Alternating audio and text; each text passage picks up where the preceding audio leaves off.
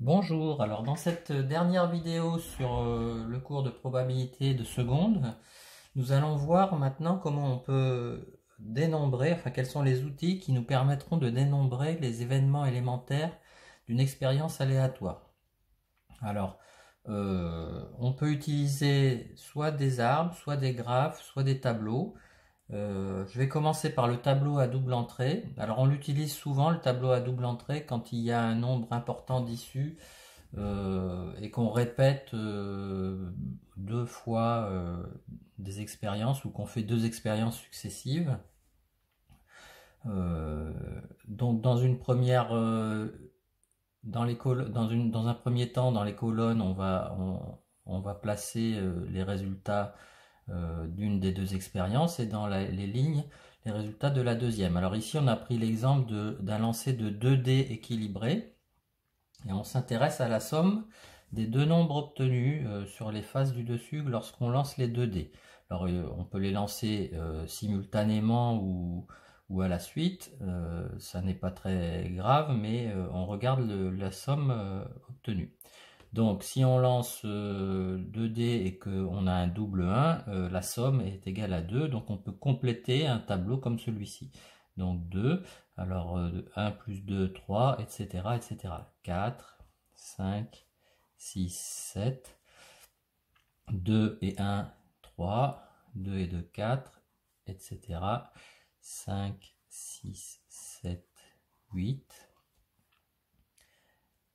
4, 5, 6, 7, 8, 9, 5, 6, 7, 8, 9, 10, 6, 7, 9, 10, 11, 7, 8, 9, 10, 11 et 12. Alors 12 évidemment lorsqu'on fait un double 6. Voilà, donc on obtient un tableau. Alors ici comme nos dés ont 6 faces, on obtient un tableau qui a 36 issues, 36 issues différentes, mais certaines donnent le même résultat. Donc notre univers, on peut le résumer en étant un univers qui comporte un certain nombre d'événements élémentaires. Donc la somme peut être égale à 2, la somme peut être égale à 3, etc. jusqu'à 12. 3, 4, 5, 6, 7, 8, 9, 10, 11 et 12. Donc dans cette liste, on a toutes les issues, tous les événements élémentaires possibles de notre expérience si on s'intéresse à la somme des 2D. On peut compter combien il y en a. 1, 2, 3, 4, 5, 6, 7, 8, 9, 10, 11. Il y a 11 issues possibles si on s'intéresse à la somme. Bon, alors il faut bien faire attention, toutes ces issues n'ont pas la même probabilité de se produire. Vous voyez que le 12 ici, il n'y est qu'une fois, alors que le 7, on le retrouve un certain nombre de fois, c'est-à-dire on le retrouve 6 fois. On a beaucoup plus de chances d'obtenir 7 que d'obtenir 12. Donc il n'y a pas équiprobabilité de ces issues lorsqu'on décrit l'univers de cette façon. Alors justement, je l'ai écrit un petit peu en dessous ici. On aurait pu décrire l'univers comme une liste de toutes les issues possibles avec les dés. Donc on a le dé rouge 1, 1, 1, 2, etc. Donc là j'aurais eu 36 couples possibles. 36 couples. Certains donnent la même somme, mais là tous ces couples de dés ont la même probabilité de se produire. Donc ça c'est vraiment des événements élémentaires, mais qui ne sont finalement pas très intéressants pour nous dans l'expérience qu'on réalise de savoir si le premier dé a eu 2 et le deuxième 1 ou si c'est le contraire. Pour nous ça n'a pas d'importance. Ce qui compte ici dans notre expérience c'est la somme des deux faces. Mais il pourrait y avoir une importance, donc si c'était important dans l'expérience qu'on réalise, il faudrait qu'on décrive l'univers de cette façon.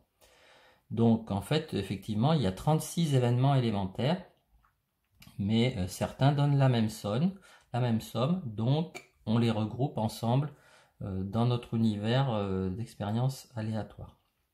Alors donc du coup, on peut calculer les probabilités. La probabilité d'obtenir 12, c'est le nombre d'événements élémentaires qui nous permettent de réaliser cet événement. Donc 1 divisé par le nombre total d'issues d'événements élémentaires de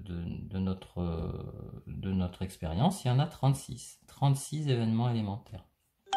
Ici, on se retrouve pour 4, et bien on n'a qu'à compter le nombre de 4, 1, 2, 3, il n'y en a que 3 dans mon tableau, donc divisé par le nombre total 36. Alors 3 sur 36, on peut écrire ça 1/12e. Et 7, on a dit tout à l'heure, il y a 6 issues, 6 événements élémentaires qui nous permettent d'obtenir 7.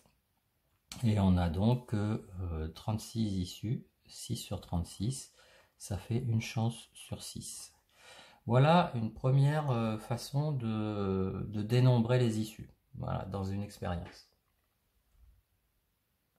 Alors dans le deuxième exemple, je vais reprendre ce qu'on a vu plus ou moins déjà dans le cours. Là c'est pareil, on a déjà un tableau complété qui est issu d'une étude statistique en fait. On a récapitulé ici les effectifs de certains caractères dus aux ventes d'un véhicule chez un concessionnaire automobile. Donc on a ici des véhicules diesel, essence ou hybride, et puis en colonne qui sont neufs ou d'occasion. Donc là, ça s'y prête vraiment quand on a des événements qui ont des intersections. Le véhicule peut être neuf et avec un moteur essence. Il peut être diesel et avec un moteur d'occasion. Donc ici, on a finalement dans les cases les probabilités, enfin pas les probabilités, mais le nombre d'occurrences, c'est-à-dire les effectifs des intersections d'ensemble. Donc, si on veut ici avoir des probabilités, il faut connaître le total. Alors le total, c'est ici 250. 250, donc on a par exemple la probabilité d'avoir, si on choisit au hasard un véhicule dans ce parc ou dans ces commandes, dans les ventes du mois précédent, la probabilité d'avoir un véhicule à moteur diesel, c'est le nombre de véhicules à moteur diesel qui ont été vendus divisé par le total, donc 75 sur 250. On peut diviser par 25, donc ça nous donne 3 ici, et puis là je divise par 25, 3/10. Probabilité de 3/10. Alors, probabilité d'avoir un moteur hybride et d'occasion, inter, donc occasion, hybride, inter-occasion, c'est tous les moteurs hybrides et d'occasion, donc on en a 5. 5 issues, 5 événements élémentaires divisés par le nombre total 250. Donc ici, quand on divise par 5, eh bien, on obtient 1 et puis sur 50. Et puis enfin, essence ou neuf. Alors là, il faut regarder un peu plus en détail. Il peut être essence. Donc on a essence ou neuf. Donc il peut être essence ou neuf.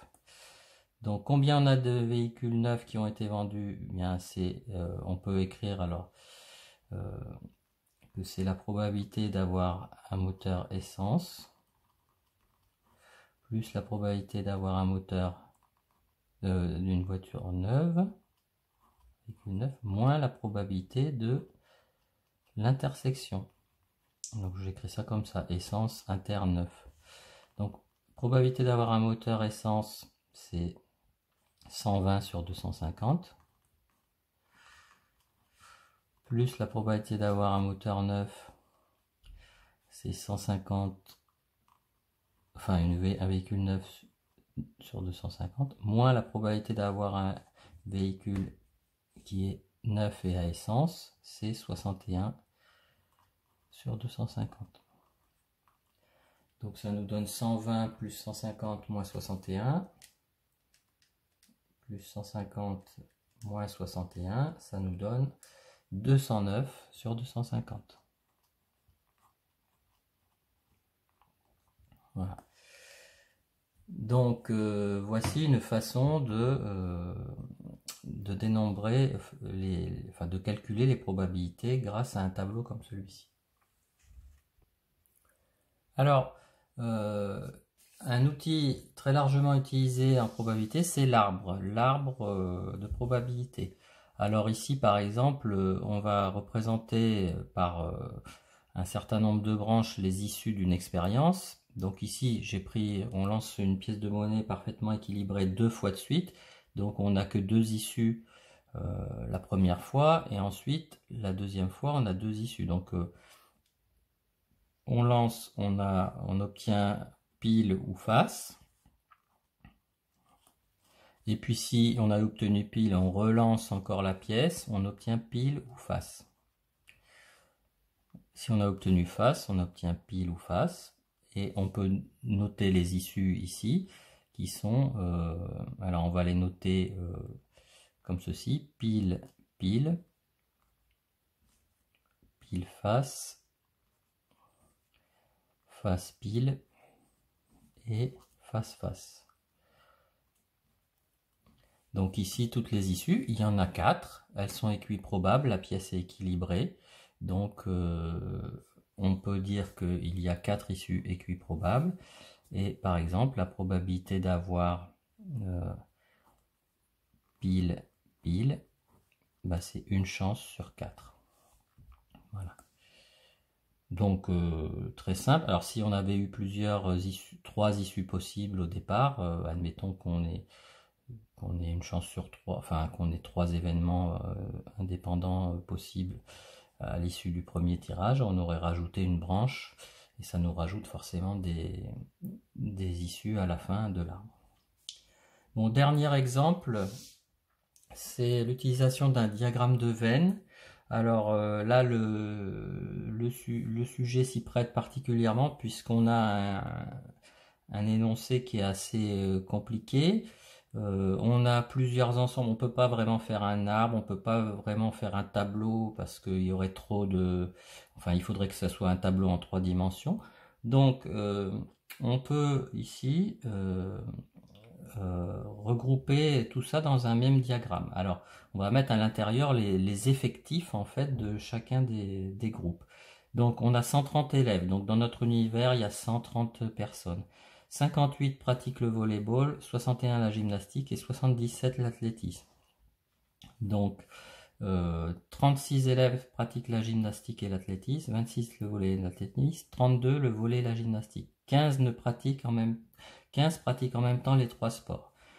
Bon, alors on a des ensembles d'élèves A pour l'athlétisme, G pour la gymnastique, V pour le volley. On choisit un élève au hasard. Donc déjà il faut connaître combien il y en a dans chaque. Alors pour dénombrer, il faut commencer par exemple par l'intersection des 3 événements. Ici 15 pratiquent en même temps les 3 sports, donc on est sûr qu'on en a 15 ici. Voilà. Et alors après, grâce à ça, on va pouvoir en déduire tout le reste. Dans l'événement A ici, commun avec l'événement G, donc l'intersection A et G, c'est écrit quelque part. 36 pratiquent la gymnastique et l'athlétisme. Donc s'il y en a 36 qui doivent être là, on en a déjà compté 15. Donc on va en avoir 21 ici. 21 plus 15, ça fait 36. Ça fait bien 36 qui pratiquent la gymnastique et l'athlétisme.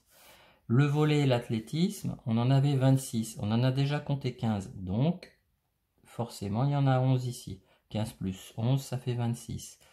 32 le volley et la gymnastique. Eh bien, j'en ai 15 ici.